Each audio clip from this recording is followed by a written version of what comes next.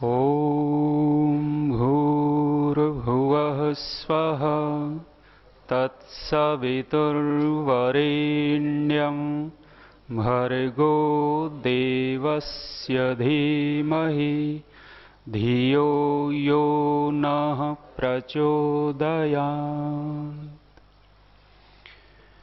यतो यतः समीहसे ततो नो अभयं कुरु सन्नः कुरु प्रजाभ्यो अभयं नः पशुभ्यः। ॐ शान्ति शान्ति शान्ति।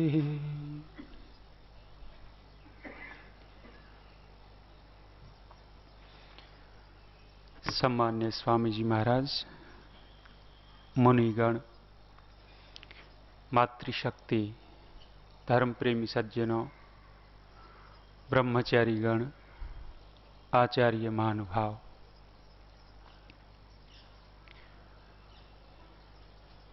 जिस व्यक्ति के जीवन में जितना संतुलन होता है वो व्यक्ति उतना ही अपने जीवन को व्यवस्थित करके सुखपूर्वक जीवन को व्यतीत करता है। जहाँ जहाँ संतुलन बिगड़ता है वहाँ वहाँ विपरीत वातावरण बनते चले जाते हैं। जब हम किसी से मिलते हैं तो प्रायः व्यक्ति प्रदर्शन ऐसा करता है कि ये व्यक्ति बहुत संतुलित है, लेकिन आप परीक्षण करना, गहराई में जाकर के देखेंगे तो लगभग 90% लोग असंतुलित मिलेंगे।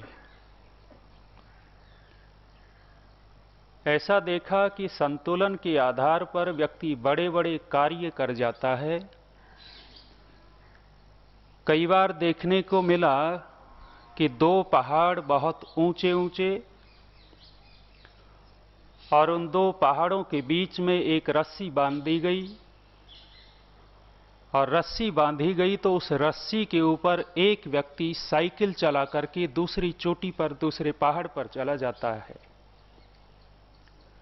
देखेंगे एक चोटी से, एक पहाड़ से दूसरे पहाड़ पर कोई पुल नहीं था, कोई सड़क नहीं थी, एक पतली सी रस्सी, और उस रस्सी के ऊपर भी वो व्यक्ति मोटरसाइकिल चला करके अथवा साइकिल चला करके दूसरे छोर पर चला जाता है। किसके आधार पर? संतुलन है। उसने संतुलन इतना बनाया, अपने उस कार्य का इतना अभ्यास किया कि संतुलित हुआ और दूसरे छोर पर पहुंच गया। देखा कि बड़े बड़े पहाड़ होते हैं, वो बड़े बड़े पहाड़, बड़ी बड़ी चट्टानें। किसी पहाड़ पर जाएंगे तो बहुत बड़ी चट्टान एक छोटे से पत्थर के सहारे जैसे संतुलित हो। इतनी बड़ी चट्टान एक छोटे से पत्थर के सहारे संतुलित है, यदि वो छोटी सा वो टुकड़ा हटा दिया जाए, ऐसा लगता है बड़ी चट्टान एकदम गिर जाए। राजा लोग किले बनाते थे। किलों की दीवारें कितनी बड़ी बड़ी और मजबूत बनाई जाती थी, और वो मजबूत दीवार भी एक पत्थर के सहारे संतुलित। यदि उस दीवार का नीचे से पत्थर निकाल दिया जाए तो वो पूरी की पूरी दीवार असंतुलित होकर के, भर्रा करके नीचे गिर जाएगी। भूकंप कब आते हैं? वैज्ञानिक कहते हैं कि पृथ्वी के अंदर बहुत बड़ी बड़ी परतें हैं, उन परतों का संतुलन बिगड़ता है तो भूकंप आ जाते हैं। संतुलन की कितनी महत्ता होगी, ये तो प्रकृति का संतुलन दिख रहा है। यदि पृथ्वी के गर्भ में वो परतें हैं, वो परत यदि ठीक रहती हैं तो भूकंप से बचाव होता है, और संतुलन बिगड़ गया तो पूरा का पूरा धराशायी शहर के शहर हो जाते हैं भूकंप आने के बाद।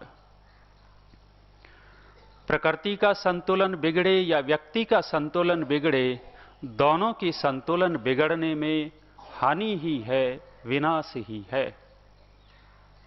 हम देखेंगे कि कितना संतुलित हैं। ऐसे ऐसे व्यक्ति दिखाई देते हैं कि ये कहते हैं कि हम दूसरों का संतुलन बनाने वाले हैं।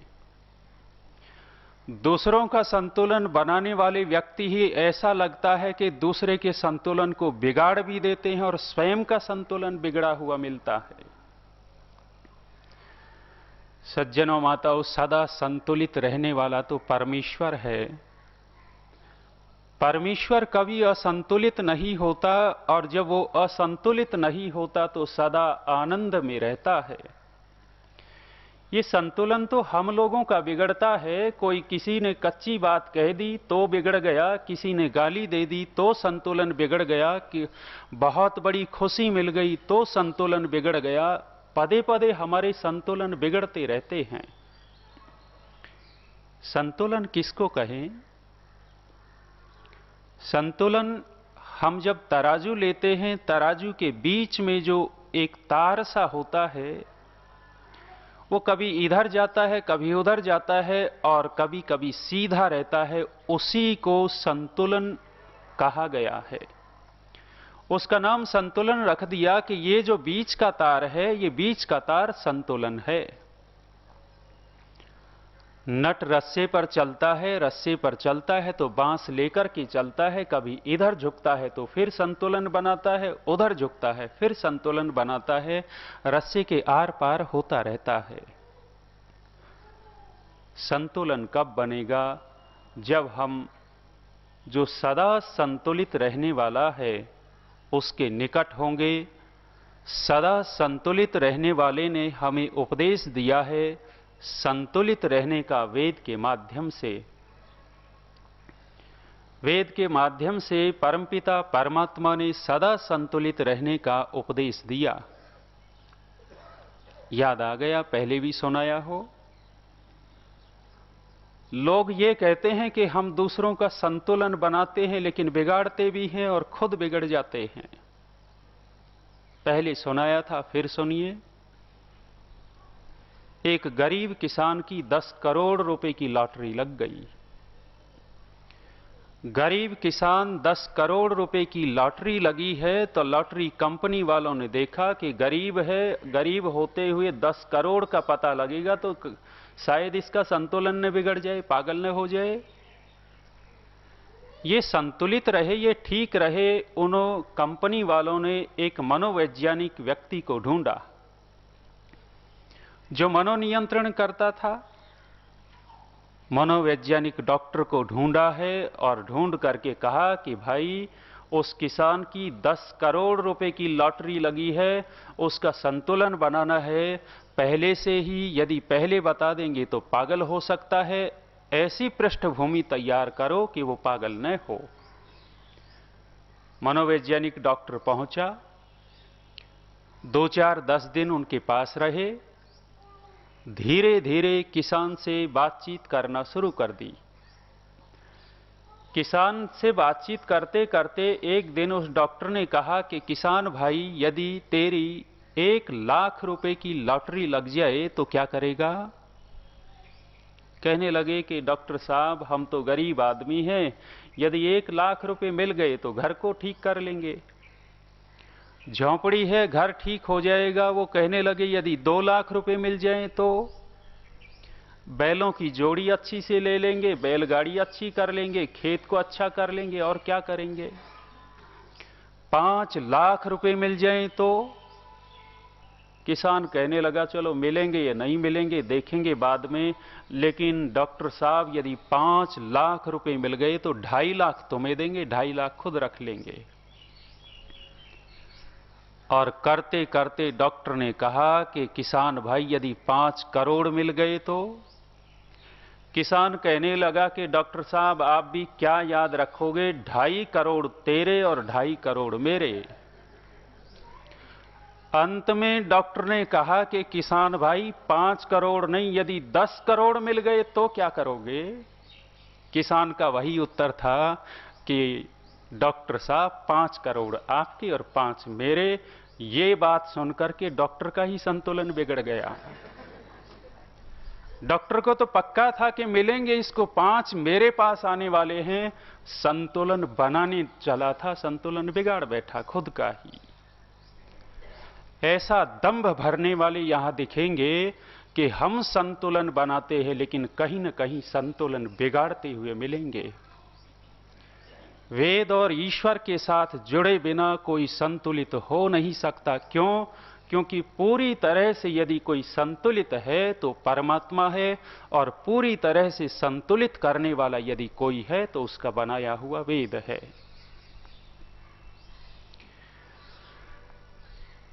हम आनंद में रहना चाहते हैं। परमपिता परमात्मा ने उपदेश दिया ऋग्वेद के माध्यम से। ऋषिवर देव दयानंद जी ने उस मंत्र को स्वस्ति वाचन में संकलित किया और क्रम संख्या रखी है 10। 10वें मंत्र को आप याद करके देखिएगा। ऋचक्षसो अनिमिषंतो अर्हण बृहद्देवासो अमृतत्व मानसो ज्योतिरथा अहिमाया अनगसो दिवो वर्षमाणं वसते स्वस्तये। दिवो वर्षमाणं वसते स्वस्तये। स्वस्तये कल्याण के लिए, सुख के लिए, सुख की वर्षा होती है। किसके ऊपर वर्षा होती है? कौन संतुलित रह सकता है? पहली बात वेद के मंत्र ने कही, नृचक्षसः। नृचक्षसः अर्थात नृ कहते हैं मनुष्य को, और चक्षसः माने देखने वाले को। कौन व्यक्ति संतुलित हो सकता है? कौन व्यक्ति सुखों की वर्षा अपने ऊपर करवा सकता है? कौन व्यक्ति अमृतत्व को प्राप्त कर सकता है? पहली कसौटी रखी नृचक्षसः, मनुष्यों को देख करके चलने वाला। अब गौशाला में जाते हैं तो गाय भी हमें देखती है, मनुष्य को तो देखने वाली वो भी हैं। गली में गए तो 2-4 कुत्ते भौंकने लग जाते हैं इन वस्त्रों में देख करके, तो देखा तो उन्होंने भी है मनुष्य को। बिल्ली सामने आई, डर करके भाग गई, देखा तो उसने भी है मनुष्य को। मनुष्यों को देखने वाला सुख को प्राप्त होता है, आगे बढ़ता है, ये भी मनुष्यों को देखने वाले हैं। लेकिन परमपिता परमात्मा का आशय क्या होगा? नृचक्षसः। मनुष्यों को देख करके चलने वाला जो व्यक्ति है उसके ऊपर सुखों की वर्षा होती है। किस मनुष्य को? समाज के अंदर अनेक प्रकार के लोग हमें दिखाई देते हैं। उन अनेक प्रकार के लोगों को जो देखता है और देख करके यथा योग्य व्यवहार करने लग जाता है, वो व्यक्ति नृचक्षसः कहलाएगा। मैत्री करुणा मुदितो उपेक्षाणाम सुख दुख पुण्य पुण्य विषयाणाम भावनातः चित्त प्रसादनम। महर्षि पतंजलि ने तो सूत्र बनाया है किसके साथ कैसा व्यवहार करें और किससे हमारा चित्त प्रसन्न रहेगा, मन की एकाग्रता बनेगी। वहां 4 प्रकार के व्यक्ति समाज में दिखाई देते हैं। उन समाज में दिखाई देने वाले 4 प्रकार के व्यक्तियों के साथ वैसा व्यवहार करने लगते हैं, ये व्यक्ति नृचक्षसः कहलाएगा। मित्रता किससे कर लेवें? मित्रता किससे करें? मित्रता करने की बात कही कि ऐसे जो सुखी लोग हैं, संपन्न लोग हैं, उनकी तरफ मैत्री भाव का अंदर अंदर विचार करें। सुखी लोगों के प्रति मैत्री भाव का हमारे अंदर विचार उठेगा तो निश्चित रूप से मन संतुलित रहेगा।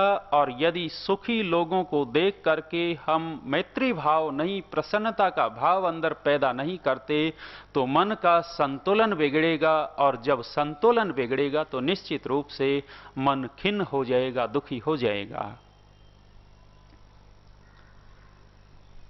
होता क्या है? न्याय दर्शन पढ़ा जा रहा है, कुछ दिन बाद परीक्षा भी होनी है, पहला आह्निक पूरा होने वाला है। अब एक व्यक्ति मेहनत करता है, पढ़ता है, बुद्धि संपन्न है, और उसकी पढ़ाई को, मेहनत को, उसके जो उत्तर दिए जाते हैं, आचार्य जी प्रश्न पूछते हैं, वो उत्तर देते हैं बहुत अच्छे ढंग से, और दूसरा व्यक्ति जलता भूनता है, देखो बनता है विद्वान। बनता है अंदर, ऐसा चलता है अंदर अंदर। अच्छा, वो संपन्न है, किससे संपन्न है? विचार से, बुद्धि से, अपने कौशल से संपन्न है। उसने मेहनत की है, मेहनत की संपन्नता है। ऋषि कहते हैं कि संपन्न लोगों के प्रति मैत्री का भाव जगेगा तो संतुलन बनेगा, और यदि मैत्री का भाव नहीं जगा तो मन असंतुलित होगा। असंतुलित होगा तो जब जब ये व्यक्ति सामने आएगा तब तब मन आते ही अंदर गड़बड़ प्रायः देखने को मिलता है। होता क्या है? विद्यार्थी विद्यार्थी से, आचार्य आचार्य से, वक्ता वक्ता से, गायक गायक से, लेखक लेखक से आपस में इतनी प्रतिद्वंद्विता कर लेते हैं कि एक दूसरे की संपन्नता को सहन नहीं कर पाते, और सहन नहीं कर पाते तो अंदर अंदर खलबली मचनी शुरू हो जाती है। मैत्री करुणा मुदितो उपेक्षाणाम सुख दुख पुण्य पुण्य विषयाणाम। करुणा भी कर लेवें। यदि मन को संतुलित रखना है, मन को संतुलित रखना है तो दूसरा कहा है, जो दुखी लोग समाज में दिखाई दें, परेशान दिखाई दें, वो बेचारे हैं, उनके ऊपर आपत्ति है, ऐसे लोगों को देख करके यदि मन के अंदर करुणा के भाव नहीं जगते हैं, करुणा के भाव न जग करके घृणा के भाव हम जगा लेंगे, मन असंतुलित हो जाएगा। प्रायः देखने को मिलता है। पीछे आचार्य श्री ने एक बात कही थी, सेवा करना बहुत बड़ा कठिन काम है। जब हम किसी की सेवा करने लगते हैं, कोई दुखी व्यक्ति होता है, 1 दिन कर लेंगे, 2 दिन कर लेंगे, 10 दिन कर लेंगे, लेकिन धीरे धीरे इतनी परेशानी आएगी कि करुणा के भाव कम होते चले जाएंगे और घृणा के भाव पैदा होने लग जाएंगे, और अंदर से भी परमात्मा से डिमांड शुरू हो जाएगी कि भगवान जल्दी से इसको उठा ले, जल्दी से इसको उठा ले। परमात्मा से इतनी गलत प्रार्थना शुरू हो जाएगी अपनी कमजोरी के कारण। और जब व्यक्ति ऐसे लोगों के प्रति करुणा का भाव रखता है, मन संतुलित रहता है, और मन संतुलित रहता है तो हमारे अंदर से प्रसन्नता निकलती है। मुदितो उपेक्षा नाम, मुदित हर्षित किसको देख करके हों? कहने लगे जो पुण्य आत्मा है उनको देख करके हर्षित हो गए। कोई साधु सन्यासी है, कोई सात्विक व्यक्ति है, उस सात्विक व्यक्ति से यदि कोई व्यक्ति विद्रोह करेगा, यदि कोई व्यक्ति उससे विद्वेष करेगा, निश्चित रूप से परिणाम भोगने पड़ेंगे। व्यक्ति का मन कभी संतुलित रह ही नहीं सकता, और जब मन संतुलित नहीं है तो सज्जनों माताओं अंदर से शांति नहीं आने वाली है। व्यक्ति हर समय परेशान रहेगा, प्रत्येक क्षण परेशान रहेगा, और उस परेशानी को दूर करने के लिए किसी दूसरे के पास बैठेगा और दूसरे के पास बैठ करके उसकी भरपूर निंदा करेगा। कुछ न कुछ कमी लगातार बोलता रहेगा, लगातार बोलता रहेगा, और जब निंदा करता है तो ऐसा लगता है कि मेरा मन संतुलित हो रहा है। कह रहे हैं कि मुदितो उपेक्षा नाम, मुदित किससे होवे? जो पुण्य आत्मा है उनको देख करके हर्षित हों। हमारे आचार्य सत्यव्रत जी बस में बैठ करके कार्यक्रम में जा रहे थे। कार्यक्रम में जा रहे थे तो दूसरे लोग कह रहे हैं देखो पला पड़ा है, वो थोड़े से मोटे हैं, कह रहे हैं कि पला पड़ा है, देखो कमा के नहीं खाया जाता। ढेर सारी बातें कहते चले गए। क्यों ऐसा होता है? क्योंकि उनको व्यक्ति के महत्व का नहीं पता कि ये कौन है। जो पुण्य आत्मा होते हैं उनके प्रति यदि प्रसन्नता का भाव आ गया तो निश्चित रूप से अंदर से प्रसन्नता होगी, और यदि हम पुण्य आत्माओं के प्रति, सात्विक लोगों के प्रति विपरीत भाव पैदा करेंगे, अंदर से शांति नहीं आएगी। अंतिम व्यक्ति कौन कहा? जो दुष्ट लोग हैं, दुर्जन हैं, उन लोगों की उपेक्षा करे। और ऋषि उपेक्षा किसको लिखते हैं? ऋषि उपेक्षा घृणा को नहीं लिखते हैं, विद्वेष को नहीं लिखते हैं, गाली बकने को नहीं लिखते हैं। ऋषि लिखते हैं उपेक्षा क्या? न उनसे मित्रता और न उनसे शत्रुता। सामान्य स्थिति में रहे, यदि मित्रता बना ली तो भी हानि हो सकती है और यदि शत्रुता बना ली तो भी हानि हो सकती है। इन दोनों अवस्थाओं में हमारा मन संतुलित नहीं रहेगा। ऐसे लोगों से उपेक्षा रखते हैं तो हमारा व्यवहार ठीक रहता है, और यदि उन लोगों से ज्यादा शत्रुता कर ली तो बिगाड़ होगा, और मित्रता करने लग गए तो भी वो हमें हानि ही पहुंचा सकते हैं। संतुलित होना हमारे जीवन का यदि लक्ष्य हो जाए, निश्चित रूप से सज्जनों माताओं, अंदर से शांति फूटती है, शांति निकलती है। इसलिए संतुलन हो, संतुलन चाहे प्रकृति का हो चाहे हमारा संतुलन हो, वो संतुलन निश्चित रूप से सुख देने वाला होगा। और जब प्रकृति का संतुलन बिगड़ता है अथवा मनुष्य का संतुलन बिगड़ता है, वो दुखकारी ही होता है। यहां प्रवचन को विराम देता हूं।